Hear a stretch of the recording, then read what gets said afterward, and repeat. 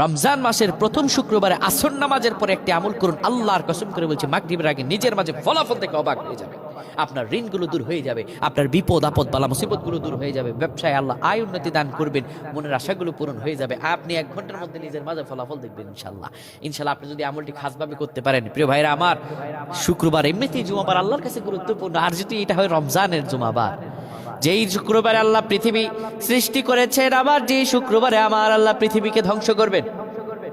বড় গুরুত্বপূর্ণ বিষয় আমার ভাইরা আমার, এই জুমার এত ফজিলত, এই জুমার দিনের উসিলায় আমার আল্লাহ কোরআন আল কারীমে একটি সূরা নাযিল করে দিয়েছেন, সূরাতুল জুমা। আল্লাহ বলেন, শোনো ঈমানদারেরা, ইযা নুদিয়া লিস-সালাতি মিন ইয়াউমিল জুমআ ফাসআউ ইলা যিকরিল্লাহি ওয়া যারুল বাই। যখন জুমার আজানের জন্য তোমাদেরকে ডাকা হয়, সব কাজ বন্ধ করে দাও, জুমার আজান হয়ে গেলে মসজিদে চলে দাও। যালিকুম খায়রুল লাকুম, এটাই তোমাদের জন্য কল্যাণকর, এটাই তোমাদের জন্য উত্তম। বান্দা শোনো, তোমরা যদি তা জানো। জুমার দিন এটা আল্লাহর কাছে গুরুত্বপূর্ণ দিন। আসর নামাজের পরে আপনি বসে যাবেন, কারোর সঙ্গে কথা বলা যাবে না। আমলটার নিয়ম বলে দিচ্ছি, আসর নামাজের পরে বসে যাবেন, কারোর সঙ্গে কথা বলা যাবে না। কিবলামুখী হয়ে এই দুরূদটি 80 বার পড়বেন। কি দুরূদ? আল্লাহুম্মা সাল্লি আলা সাইয়্যিদিনা মুহাম্মাদানিন নাবিয়িল উম্মি ওয়া আলা আলিহি ওয়া সাল্লিম তাসলিমা।